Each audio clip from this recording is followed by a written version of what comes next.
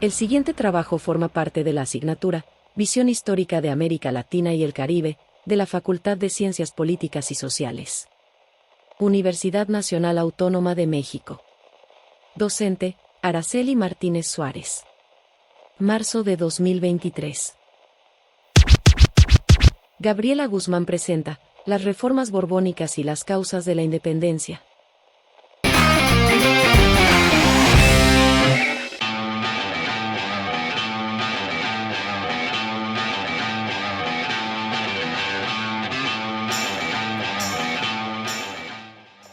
El tema de hoy son las reformas borbónicas y las causas de la independencia.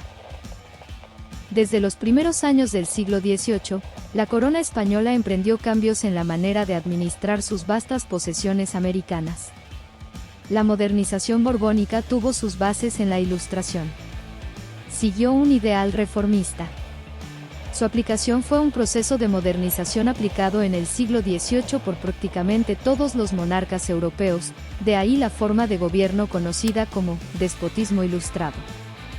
Debido a que chocaba con una sociedad apegada a valores tradicionales, la Ilustración en España llegó por conducto de la aristocracia, funcionarios y eclesiásticos. Uno de estos fue Benito Jerónimo Feijóo. Pero, ¿quiénes fueron los Borbones? Posira. Entre 1521 y 1700 gobernó en la Nueva España la dinastía real de los Habsburgo o Austria. Al quedarse el rey Carlos II de Habsburgo sin descendiente directo, la Casa de Borbón tomó el poder en España.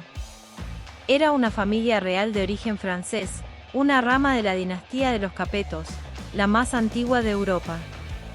Gobernaron primero Navarra y Francia, y en el siglo XVIII sus miembros llegaron a los tronos de España e Italia, además de varios pequeños ducados y condados. ¿Y quién fue el primer gobernante Borbón en sentarse en el trono de España? El primer miembro Borbón que sucedió a los Habsburgo en el trono español fue Felipe de Anjou o Felipe V, nieto del rey Luis XIV de Francia, y desde entonces han gobernado España hasta la actualidad, excluyendo algunos periodos de lucha por la independencia, la república, la democracia y la dictadura de Francisco Franco. ¿Quién fue el creador de dichas reformas? El rey Carlos III de Borbón, influido por las ideas de la Ilustración, llevó a cabo un proceso de modernización por medio de las llamadas reformas borbónicas, que impusieron una serie de cambios políticos, administrativos, económicos, militares y culturales en las colonias americanas. Estas reformas buscaban modernizar internamente a España y su relación con las colonias, respondiendo a una nueva concepción de Estado, que se propuso retomar todos los derechos que se habían delegado en grupos y corporaciones, además de asumir la dirección política, administrativa y económica del reino. Entonces, ¿en qué consistieron dichas reformas? Una de las principales reformas político-administrativas fue el sistema de intendencias, que modificaba la división política y administrativa del virreinato.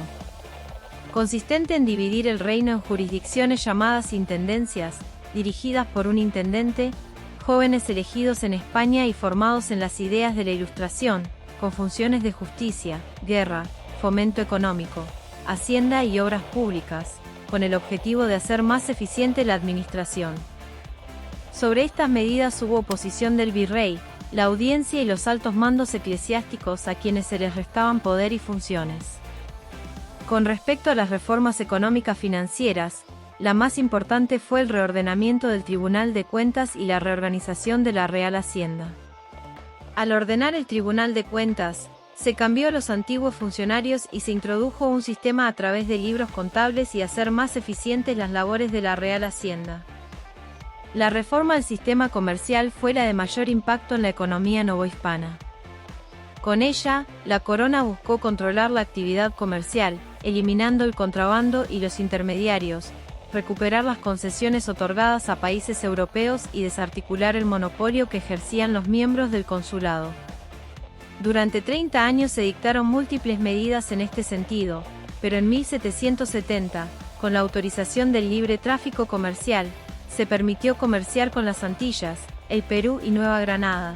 Se abrieron puertos donde se comerciaba libremente, y se crearon los consulados de Veracruz y Puebla. El 28 de febrero de 1789, Carlos IV declaró el comercio libre para la Nueva España. Como consecuencia, los comerciantes fueron a la ruina y entraron las ideas ilustradas, entre ellas, las del libre comercio, que serían difundidas y aprovechadas por los criollos al enarbolar la lucha por la independencia. En lo referente a la reforma militar, la corona mandó al mariscal Juan de Villalba, con la misión de institucionalizar un ejército, el cual no existía, por lo tanto se empezaron a reclutar a los miembros por leva forzada. Al principio el ejército fue una institución desprestigiada que con el tiempo fue ganando adeptos gracias a que se les otorgaron privilegios, sus fueros los exentaban del pago de impuestos, además sus problemas jurídicos se podían resolver en una corte militar. En cuanto a la reforma cultural tenemos que, desde los años 30 del siglo XVIII comenzaron a expandirse las ideas de la Ilustración en América. Los jesuitas difundieron el racionalismo y la nueva filosofía de la naturaleza. La educación en la Nueva España la controlaban los jesuitas, quienes enseñaban a indígenas, criollos y peninsulares. Con la llegada de la Ilustración hubo reformas en todos los niveles educativos desde la primaria hasta los planes de estudio en las universidades. Así, en 1781 se fundó la Real Academia de San Carlos de las Nobles Artes de la Nueva España, hoy de la UNAM, con el objetivo de establecer una escuela de grabado con la intención de mejorar la producción y acuñación de las monedas, dando como resultado el surgimiento de una ilustración criolla, que según algunos autores fortaleció el antagonismo entre europeos y criollos y fomentó su identidad nacional logrando articular sus reivindicaciones políticas. Los jesuitas constituían una amenaza para la corona española, tenían una economía sólida y un gran valor en la sociedad. Para el rey esto significaba tener un estado dentro de su propio estado, por ello en 1767 fue ordenada su expulsión de los jesuitas de todos los territorios del Imperio Español incluyendo la Nueva España. Una vez que comienzan a marcarse las diferencias entre peninsulares y americanos surge el recelo entre ambos. A pesar de los esfuerzos del gobierno, empiezan a utilizarse palabras como libertad, progreso, nación. Fueron tiempos de cambios en las formas de pensar de los novohispanos. El reformismo borbónico hizo mucho para acrecentar el sentimiento criollo, por ejemplo en múltiples instituciones recién creadas, como la Academia de Bellas Artes de San Carlos, el Tribunal y el Colegio de Minería, el Real Jardín Botánico, se designaba a peninsulares para su dirección mientras que a los criollos se les daba el oficio de ayudante. Y bueno, hasta aquí hemos llegado el día de hoy. Si bien este es un tema complejo y da para hacer un análisis más profundo, el tiempo se nos ha agotado. Pórtese mal y cuídese bien. Hasta la próxima. La información presentada fue obtenida de Jáuregui, Luis. 2008, Las reformas borbónicas. En Historia Mínima de México Ilustrada, páginas 197 a 241. México, Colegio de México.